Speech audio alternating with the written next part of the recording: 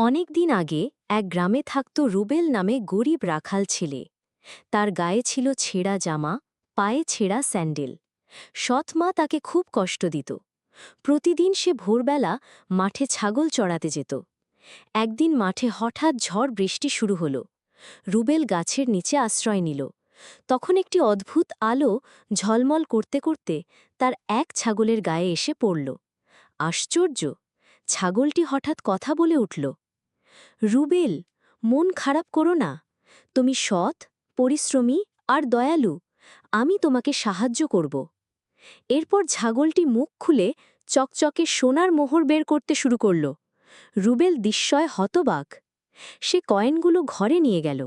প্রথমে ভয় পেলেও বুঝল এটা আল্লাহর দান বা এক জাদুর আশীর্বাদ।